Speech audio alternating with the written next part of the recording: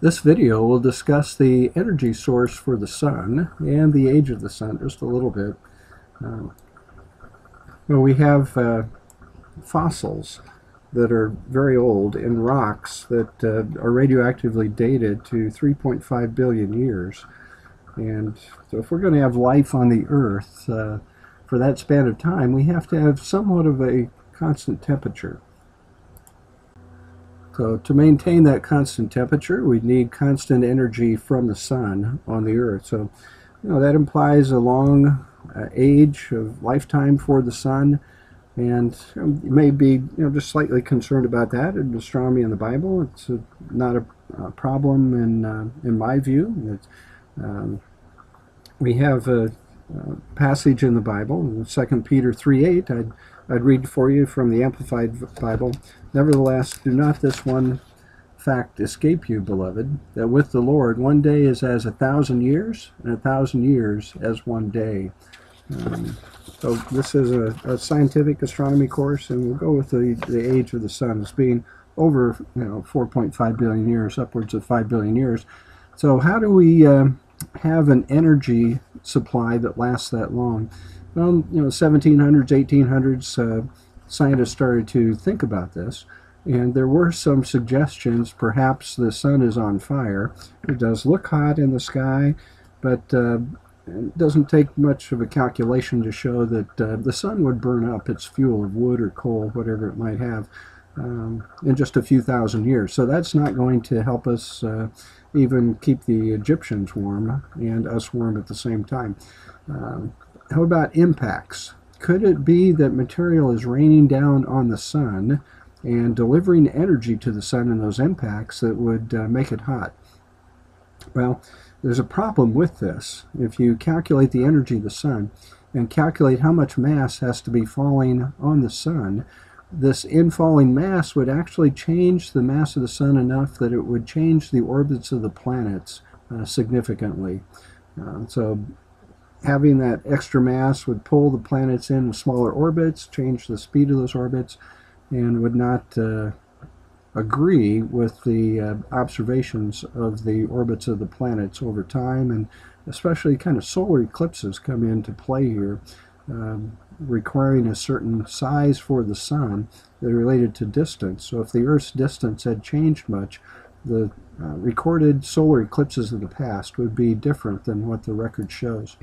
What about gravitational contraction? The sun keeps its same mass, but maybe it's just shrinking and converting that gravitational potential energy into kinetic energy that becomes temperature in the sun. And again, a calculation here reveals too short of a lifetime for the sun shrinking, just 30 million years of energy supply.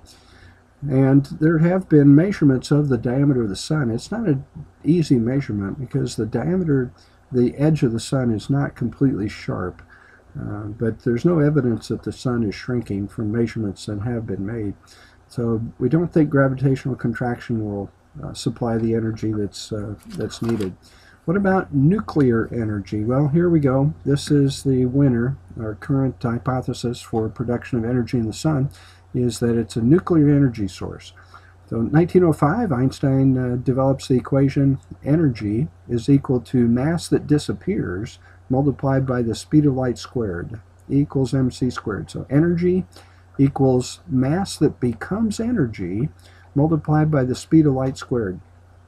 And there's a direct connection between mass and energy, and this equation goes both ways.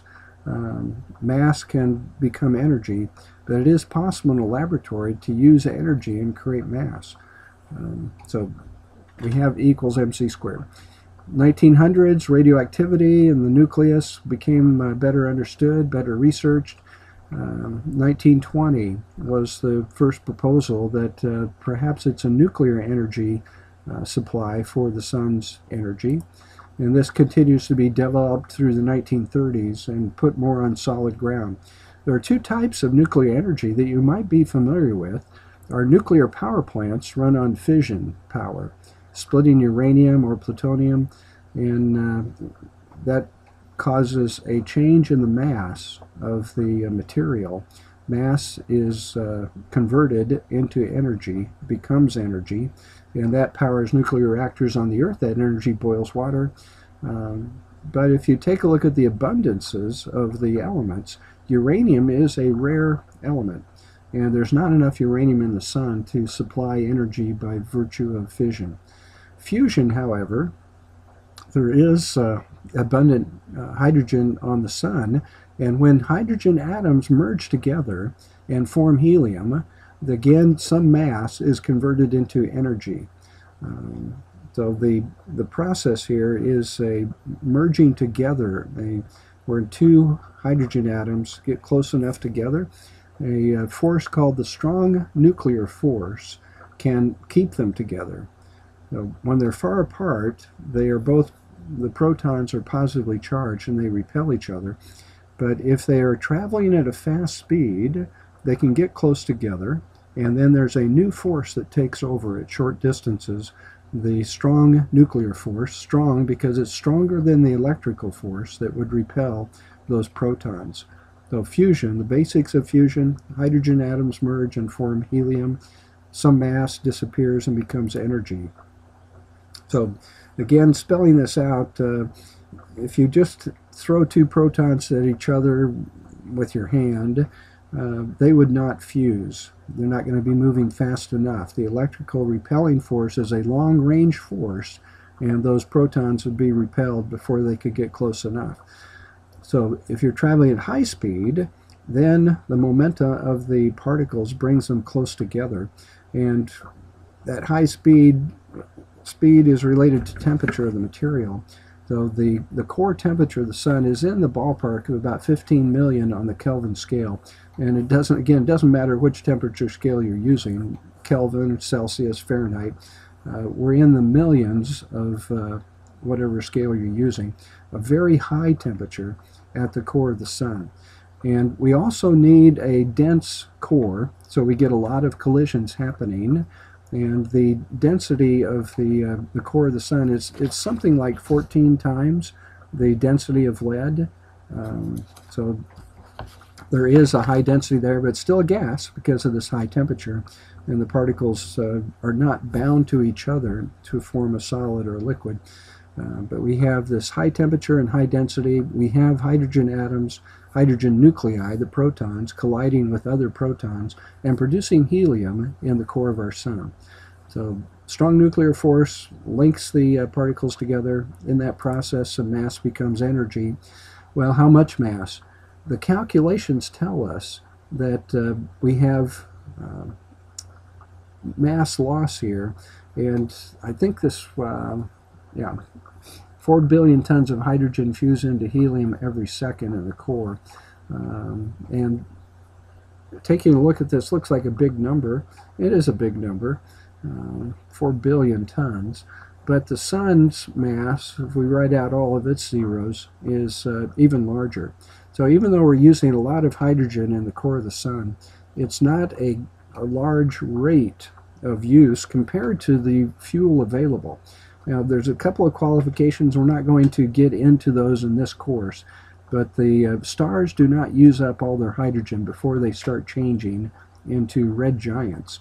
And we're not going to worry about that. We're just going to worry that right now we do have a big reservoir of hydrogen in the sun, and it is enough to last for over 10 billion years.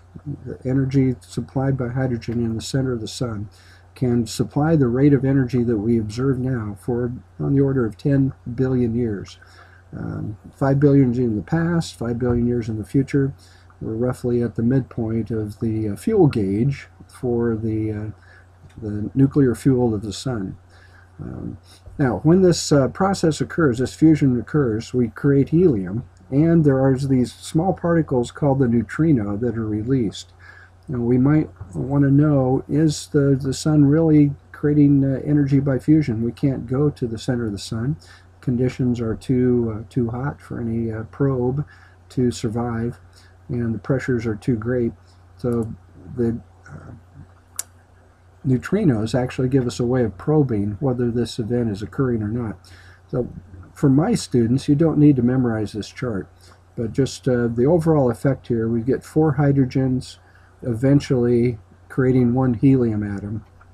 Helium with 2 protons and 2 neutrons. The 4 protons here, in the reactions that occur, a proton can become a neutron. So we get 2 neutrons eventually here.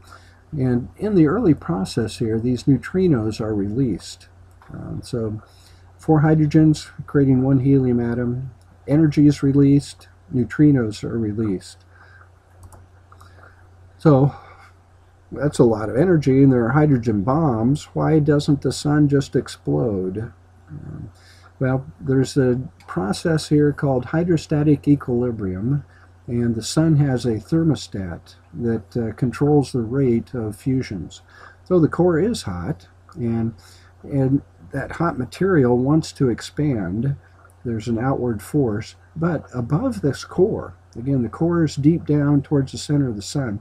Above this core, there's a tremendous amount of material with a weight, and that is trying to fall towards the core.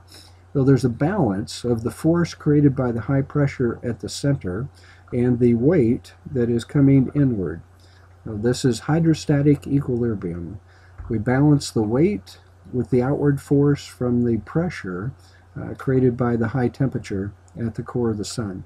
Hydrostatic equilibrium, there's a balance in the forces of the force going outward from this, I don't know if you'd call it a controlled explosion, but this nuclear process at the center of the sun. Producing this energy creates high temperature, creates high pressure, but there's a lid on the system, and that would be the weight of the material outside the core. So we have hydrostatic equilibrium, the force of the outward pressure is equal to our weight, and we have a stable star. Our sun is not dramatically changing size at this point in time. I could mention also this thermostat effect. If the core would expand, that would cool off the core and lower the rate of fusion. The fusion reaction needs high temperature, so the protons are traveling high speed and will link together. If the core would expand, then the rate of fusion would go down because the temperature would drop, and then the core would shrink. If the core shrinks too much, the temperature goes up. As materials are pressed together, the temperature goes up, and we'd have more fusion occurring, and that would create extra pressure. So the sun is in a stable configuration. There's just a match between the pressure created by the temperature from the energy generation and the outward weight, outer layers pressing down with the weight on the sun. So we have a stable sun. So here's a little summary again of this thermostat effect. If the core temperature increases, we're going to get more pressure, and we're able to lift those outer layers a little bit. The core expands, but expansion uses up energy and cools off the core, and the rate of fusion would decrease and the core would contract. If the core temperature decreases, then the pressure would decrease and the core would contract, but contraction heats up the core, and we get the protons now moving faster and more easily linked together with other protons and fuse, and the rate of fusion increases and the core would expand. So the sun has a thermostat that keeps the energy production at just the proper rate, so we have a stable star. Now, how do we know fusion is occurring? The neutrinos have been measured. Neutrinos from the fusion of hydrogen have been measured. And these neutrinos are special particles, very low mass, much smaller than electrons in terms of their mass, and traveling near the speed of light. The neutrinos do not interact much with matter, and while it takes the energy produced in the core of the sun a couple 100,000 years to work its way out, to bounce its way out to the surface, there's very little interaction of neutrinos with matter, and they reach the Earth in something like 8.5 minutes from the core. So they started to be detected in the 1960s when equipment was built to, even though the interaction is very small, if you build a really big tank of material that has a somewhat probability of interacting with neutrino, then you'll capture some each day. But the measurements showed that there were not enough neutrinos being detected. And it wasn't a great concern, but there was some interest. Is the sun still producing energy at the core?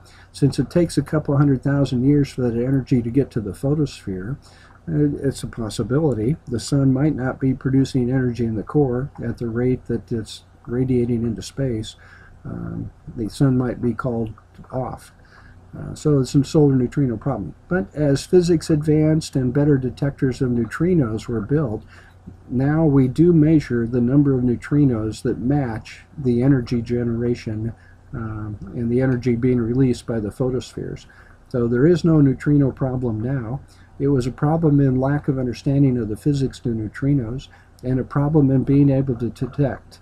There's some varieties of neutrinos that were not detected in the 1960s but now can be detected with current neutrino telescopes, kind of detectors really. So I'd ask you to generate a list of questions. We have the sun not creating energy by impacts or contraction, not burning a chemical supply of energy, but we have nuclear energy delivering energy at the core where we have high density and high temperature. Protons get close enough to other protons to merge. In that process, some mass becomes energy, and that is the energy works its way out to the photosphere where it becomes light. So jot down some questions and ask your instructor.